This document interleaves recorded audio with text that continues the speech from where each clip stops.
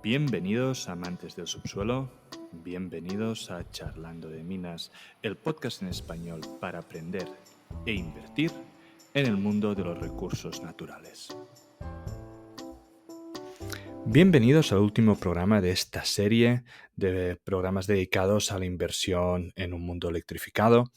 Teníamos otra entrevista programada, pero la hemos tenido que posponer para el año que viene, así que con el programa de hoy cerramos este ciclo de programas donde hemos repasado la tesis de inversión de diferentes metales, como por ejemplo el cobre, metales de baterías incluyendo litio, cobalto, níquel, donde hemos hablado con empresas y expertos de estos metales.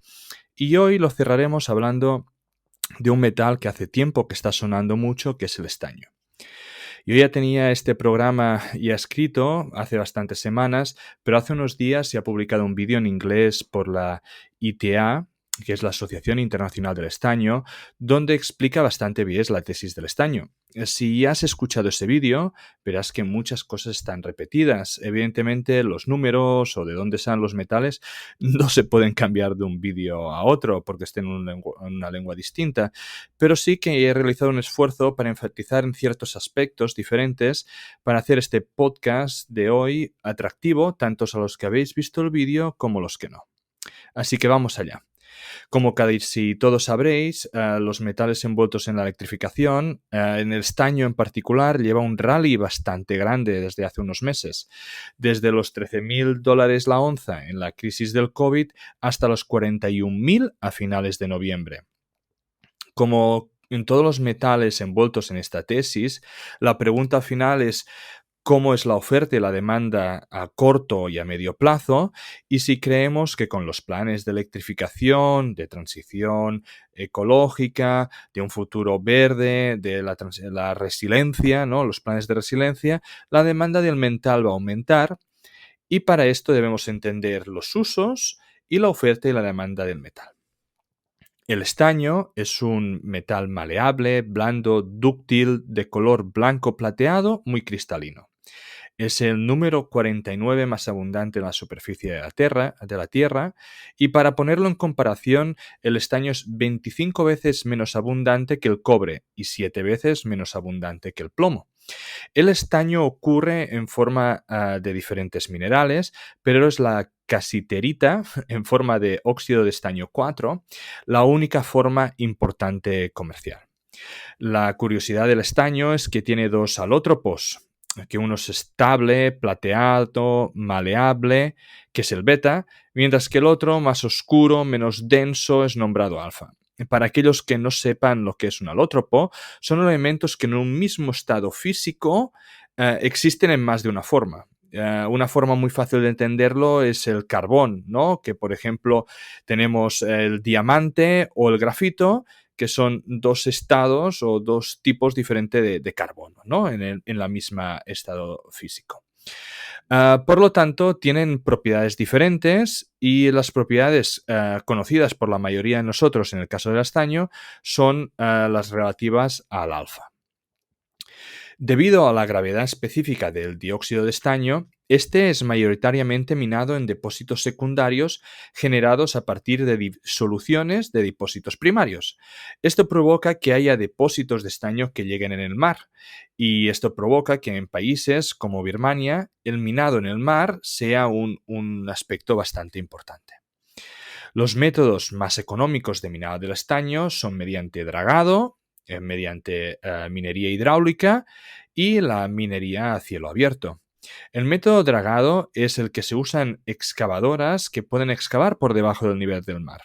Además, este método, igual que en el hidráulico, es interesante porque la misma agua puede ser usada para el proceso de concentración y separación gravimétrica del metal. Digamos, de forma similar, el método hidráulico lo que usa es un chorro de agua potente en contra de la piedra para arrastrar parte del mineral y que luego es recogido en forma de concentrado. En su tratamiento, la casiteritita se tritura, se muele en los molinillos adecuados y luego se introduce con agua, ¿vale? Para una futura decantación. El mineral de estaño, que es más pesado, se va al fondo y se separa de la resta. Posteriormente se introduce en un horno donde se oxidan los posibles sulfuros de estaño y se transforman en óxidos. La mena de estaño que se forma en forma de óxido se introduce luego en un horno donde se produce la reducción, transformando el óxido de estaño a estaño metal, depositando el estaño en la parte inferior y, digamos, la escoria en la parte superior. Finalmente, para obtener un estaño con un porcentaje del 99,9%, es necesario someterlo a un proceso electrolítico, igual que pasa con otros minerales, en otros metales, como puede ser el cobre. La minería del estaño, como pasa con el cobalto en el Congo, hay mucha parte que es de producción minera artesanal. Especialmente importante en países como Indonesia, donde las reservas del metal son 20 veces superiores en el mar que en la tierra. Según la ITA, calcula que el 40% de la producción anual de estaño proviene de la minería artesanal. Si nos remontamos en la historia, la extracción del estaño empezó en la Edad de Bronce, alrededor de 3000 años antes de Cristo, cuando se observó que los objetos de cobre formados a partir de diferentes minerales, que contenían diferentes porcentajes de otros metales, tenían propiedades diferentes. Los primeros objetos de bronce eran con estaño o con arsénico y se cree que fue algo totalmente no intencionado. La adición de este segundo metal incrementa la dureza, disminuye la temperatura de fundición y aumenta la densidad del metal líquido, lo que permite trabajar mejor con él. En los tiempos modernos, el estaño se usa mayormente para las soldaduras y para la fabricación de films conductores para aplicaciones opticoelectrónicas. Un porcentaje importante se usa para productos químicos. En este campo se usa como catalizador para polimerización de plásticos, estabilizador de PVC o también existen toda una serie de productos orgánicos de estaño, conocidos como reactivos de Grignard, que se usan para la creación de moléculas orgánicas para su síntesis, y se estima que su producción industrial supera los 50.000 toneladas año. La aplicación de estos reactivos fue tan extendida y cambió de tal forma el paradigma de la síntesis química que su creador, Victor Grignard, obtuvo el Premio Nobel de Química en el año 1912. Otra gran aplicación del estaño es el recubrimiento de metales como el hierro o el acero para aumentar su resistencia a la corrosión. Además, como el estaño inorgánico tiene baja toxicidad, el acero recubierto de estaño se usa para las latas de comida. Si nos centramos en porcentajes, aproximadamente un 50% del estaño es usado para soldaduras, un 18% para productos químicos, un 12% en recubrimientos, un 7% en baterías, un 5% en aleaciones y el 8% restante para usos diversos. Si miramos la demanda global a través del tiempo, veremos que el estaño tiene un incremento de demanda constante aproximadamente del 2% anual desde inicios del siglo XIX, pero en las épocas de expansión, de gran demanda de materiales o cuando se ha introducido una tecnología nueva es cuando más ha aumentado la demanda. Por ejemplo, cuando empezó la producción industrial a gran escala de los coches a inicios del siglo XX, la demanda de estaño se triplicó en un periodo de 30 años. Cuando hubo la reconstrucción después de la Guerra Mundial a medianos de los 40-50, la demanda se multiplicó por 2,5 en un periodo de 30 años. A finales del siglo pasado e inicios del siglo XXI, con el boom de los productos eléctricos y la prohibición del uso de plomo en soldadura en muchos países, la demanda se multiplicó por 1,5 en un periodo de 20 años.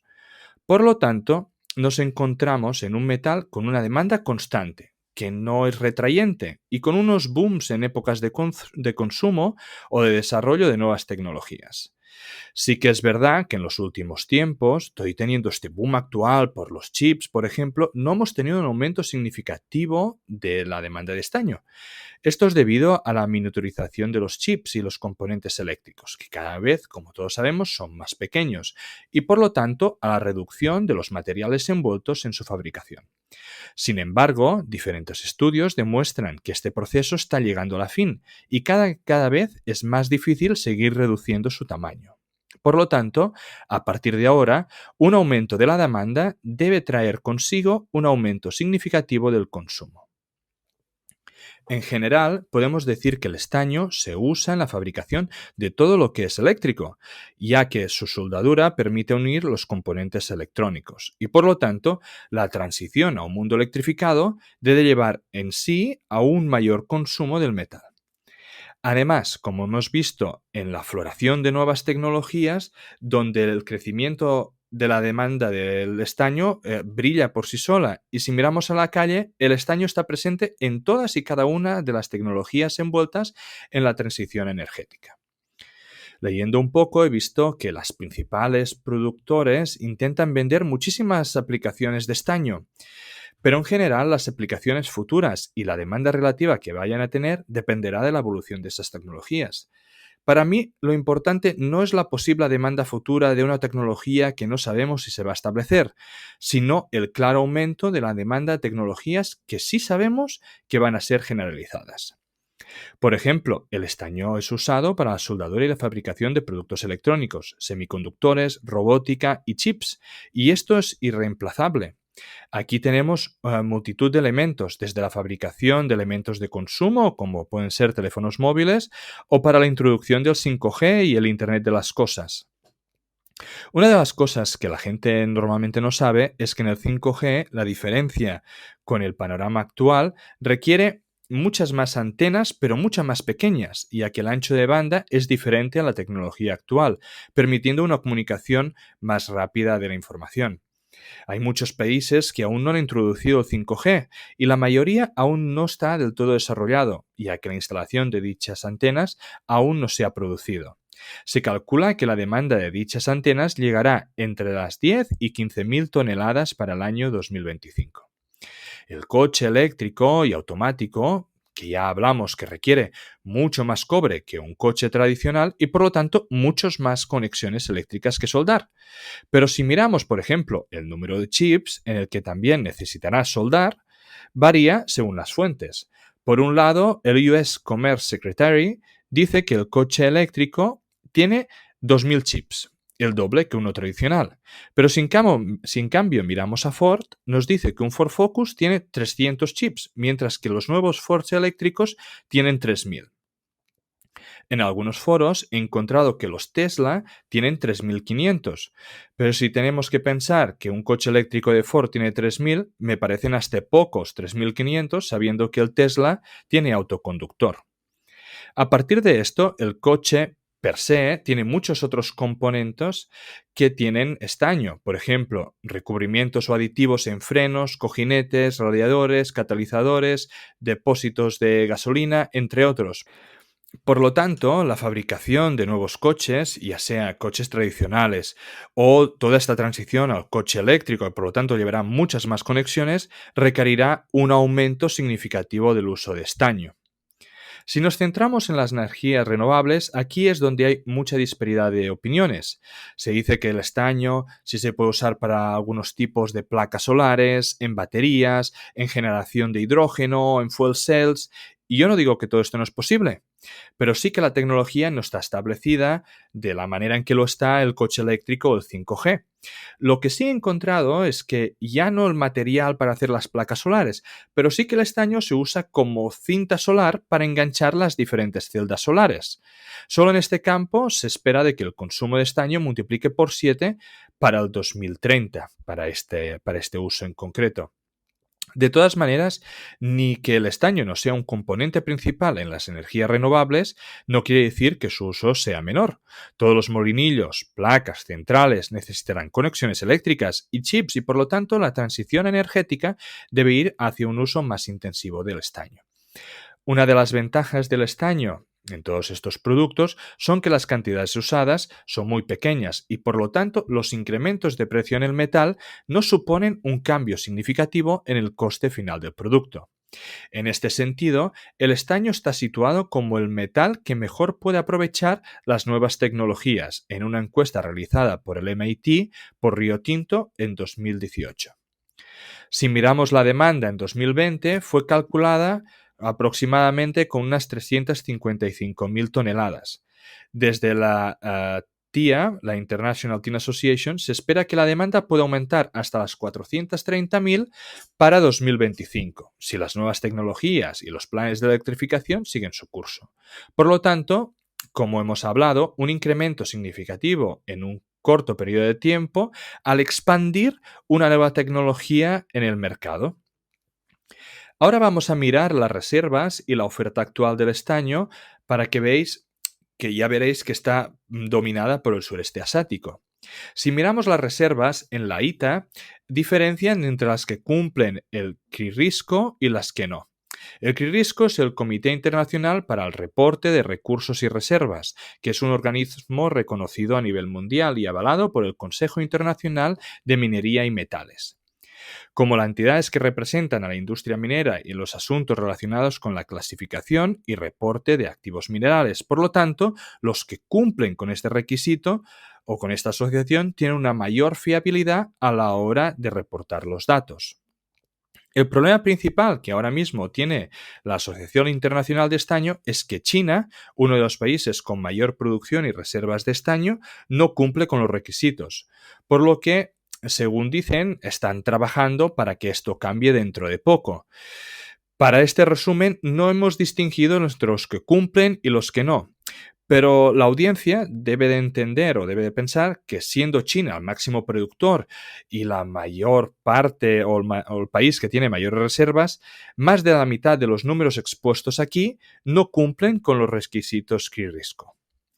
A día de hoy, los recursos y reservas estiman que hay tan solo 338 depósitos y distritos mineros de estaño. Y según la ITA, a finales del 2019 había un total de 15 millones de toneladas de recursos mundiales y las reservas bajaban a 5,5 millones de toneladas. Los recursos por países son China, con 8,14 millones de toneladas, seguido de Rusia con 2,7, Indonesia con 1,5 y Bolivia con 0,95. Si miramos la producción, tenemos una fuente principal que consiste en el minado y una fuente secundaria que es el reciclaje. La producción de estaño se calcula que es aproximadamente 328.000 toneladas, un 10% menor que la demanda. Con unas reservas de 5,5 millones o unos recursos de 15,4 millones de toneladas, dan para entre 17 y 46 años de minado. Por lo tanto, aunque aún queda estaño, por lo que más que predecible aumento del consumo, es importante seguir explorando y desarrollando nuevos depósitos. Tanto recursos, reservas como producción, China parece tener el mayor potencial en el mundo en este mercado y, como hemos visto, en muchos otros ligados a la electrificación. Según los últimos datos históricos, parece que la producción va declinando poco a poco en el tiempo, pero en parte es debido a que el gobierno no está facilitando la abertura de nuevas minas, ya que, como pasa con el carbón, no lo ven como un negocio sostenible en el futuro. Esto es algo a tener en cuenta, ya que sabemos que China le gusta tener el monopolio y controlar el acceso a materias primas, y en caso de escasez, puede decidir abrir y aumentar las reservas y producción del estaño. Recordemos de que China no cumple con los estándares de reporte de la ITA.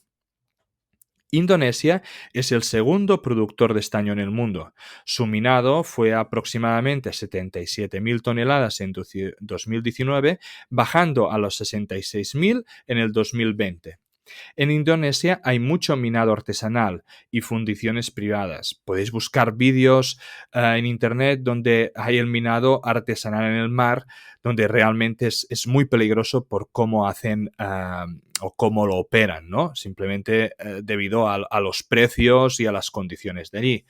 Pero la inmensa mayoría del estaño es producido mediante una compañía pública del Estado. Birmania, aunque tiene unas reservas pequeñas de estaño, se convirtió en el tercer mayor productor de estaño concentrado en 2013, debido a la minería artesanal del país. La mayor parte del metal es enviado a China para su fundición. Imaginaros si es importante que el 95% de las importaciones de estaño de China provienen de Birmania, y esto significa el 25% de la producción anual de China.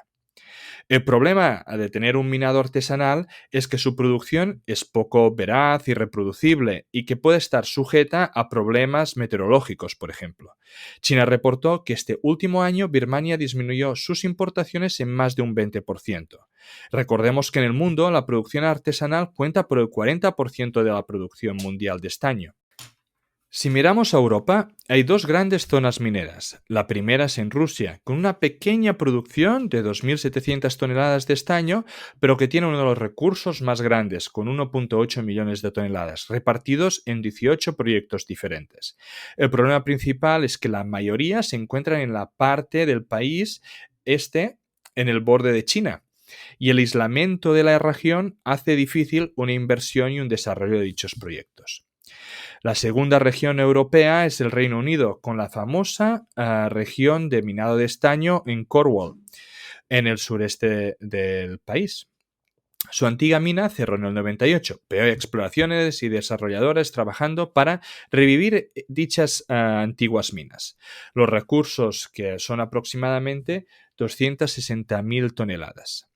Si nos centramos en la fuente secundaria, que proviene del reciclaje de estaño, en este caso cuenta con 60.000 toneladas, una parte importante ya que supone el 30% de la producción total.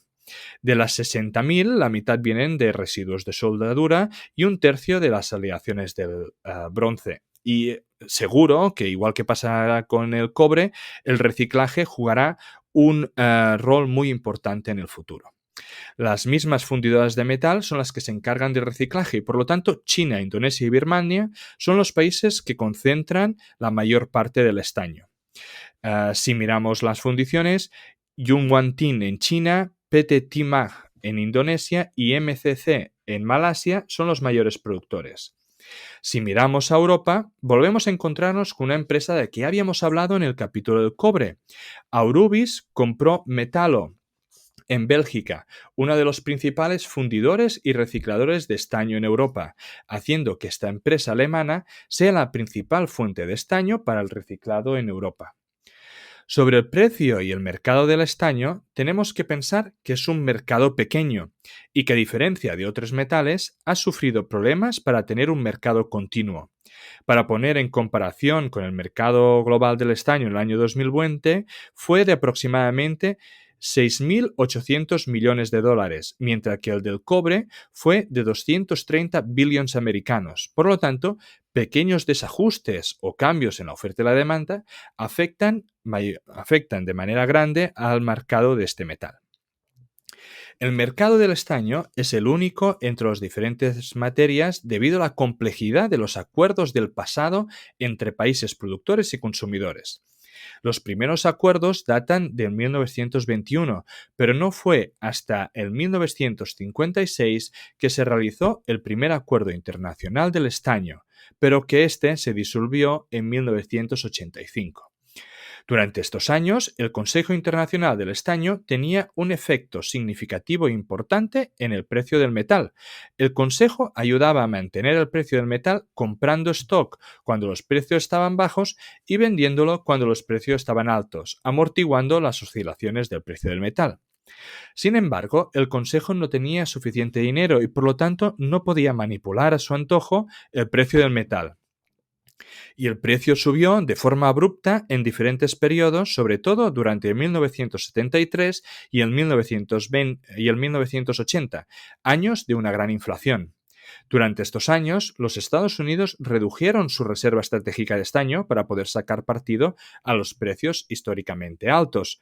Y simplemente aquí hacer un highlight porque nos encontramos otra vez en un periodo alto inflacionario donde seguramente también va a disparar el precio de dicho metal.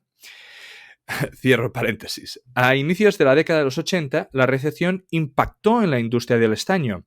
El consumo bajó drásticamente y el Consejo Internacional del Estaño intentó de todas maneras sostener los precios del estaño, comprando a manos llenas, aunque esto provocó al Consejo a endeudarse. El Consejo continuó comprando hasta que en 1985 llegó el máximo endeudamiento, provocando una crisis repentina del estaño, ya que la demanda ficticia creada por el Consejo desapareció. El estaño entró en una crisis mayúscula, provocando que fuera desalistada del London Metal Exchange durante 3 años. Poco después, el consejo se disolvió y el estaño entró en un verdadero mercado libre. El precio siguió bajando y se mantuvo a un precio bajo hasta los 90. El precio se mantuvo básicamente inalterado hasta que empezó a recobrar interés a partir del 2000 con la introducción de la electrificación e Internet, donde tuvo una pequeña debacle en la crisis del 2008, pero siguió remontando hasta los precios actuales. La ITA calcula que para la siguiente década el precio del estaño se mantenga en torno a los 27-32 mil dólares por los 20.000 de media de la década pasada. Los principales mercados del estaño son el London Metal Exchange, el Kuala Lumpur Tin Market y el Indonesia Tin Market. Parte del incremento del precio del estaño es debido a las bajas reservas del metal, sumando a una reducción de la oferta por la baja producción o por los problemas de producción en la minería artesanal, y un incremento ya descontado de la demanda para la próxima década. La pregunta, como en todos los programas basados en la electrificación, es si consideras que este es el metal adecuado para la inversión a medio plazo y si consideras que es un material indispensable para tener una demanda sostenida y que la oferta no pueda inundar el mercado de forma inmediata. Si esto es así, la siguiente pregunta es ¿cómo invertimos en el estaño? Recordando de que esto no es una recomendación de compra y que cada uno tiene que hacer sus investigaciones y que puedes perder todo el dinero que inviertas en un activo, a diferencia del mercado del cobre, el mercado del estaño no es grande y las empresas mineras son pocas. Es común encontrar que diferentes mineras que su proyecto principal no es el estaño, lo pueden obtener como subproducto y están aprovechando el alza de los precios para revalorizar sus proyectos. Un ejemplo de esto podría ser el Oro Resources, una platera exploradora en Bolivia que entrevistamos en el programa y que os invito a recuperar dicha entrevista. O Andem Precious Metals, una platera boliviana que sacará estaño como subproducto. Otra manera de invertir, sin ser una mina, sería invertir en el reciclaje. Ya hemos repasado algunas fundidoras en el programa del cobre, pero Arubis es el mayor reciclador de Europa, tanto por cobre como estaño. Y en el caso del estaño, recicló más de 10.000 toneladas al año. Por lo tanto, puede ser una buena jugada. Yo soy ferviente creyente de que, sobre todo en Europa, sin tener grandes minas produciendo, la mayor parte de los metales para la electrificación va a tener que venir mediante reciclaje, y más teniendo en cuenta que todo lo que producimos y todo lo que obtengamos tendrá que ser verde, con una huella de carbono baja, etcétera, etcétera. En cuanto a empresas dedicadas puramente al estaño, tampoco hay tantas, pero como siempre depende del riesgo que cada uno quiere mirar. Para mí, la opción más segura es Alphamin Resources, que es una compañía de bajo coste de un depósito de alto grado en Mpama Norte, en el Congo. La compañía está haciendo exploraciones adicionales en la zona, cubriendo un total de casi 1.300 kilómetros cuadrados. La idea de la compañía es explorar e incrementar o multiplicar las reservas de la mina actual, con lo que si consiguen aumentar las reservas, el precio del estaño sigue al alza, dicha empresa se revalorizará notablemente. Otras compañías que han recibido atención podría ser Cornish Metals, basada en la zona minera histórica de Cornualles, en el Reino Unido, con unas reservas interesantes de estaño y cobre. Diferentes compañías han intentado revivir la mina que ya hubo antiguamente allí entre el 2001 y el 2013. En este periodo se han realizado diferentes avances significativos, como tener acuerdos para asegurar el sitio para la construcción de la mina, conseguir un permiso de minado válido hasta el 2071. El proyecto ha cambiado de manos muchas veces, pero en 2016 se registró el NI 43101 y en el 2017 el PEA, que poco tendrá que ver ese PEA con la evolución que ha tenido entre las reservas y drillings que han hecho y el precio del metal en los últimos años.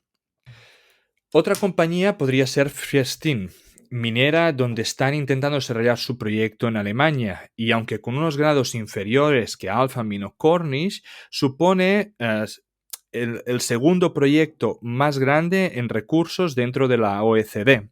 Presenta un proyecto muy verde, sostenible y tal y como gusta aquí en Europa, ¿no? Que no generará residuos, que todo se quedará todo subterráneo, que no dejará huella en el territorio. Y eso es algo de que seguramente se vaya a poder nutrir de todas las ayudas y porque Europa realmente necesita tener acceso a dichos materiales. Y para terminar ya simplemente el capítulo, ¿no? Yo lo que os hago es la siguiente pregunta, es, ahora, después de estar aquí hablando durante media hora y repasar la tesis de inversión del estaño, es, ¿tú crees que el estaño es el metal para la próxima década? Este podcast no deja de ser un relato personal de mi camino para aprender en el mundo de la inversión de las materias primas. En este podcast vamos a intentar sacar contenido educativo, entrevistas con empresas y tesis de inversión para que juntos podamos aprender de este fascinante mundo del subsuelo. Si crees que el contenido vale la pena, por favor dale me gusta, suscríbete al canal y compártelo. Soy Amadeu Bonet, bienvenido a Charlando de Minas.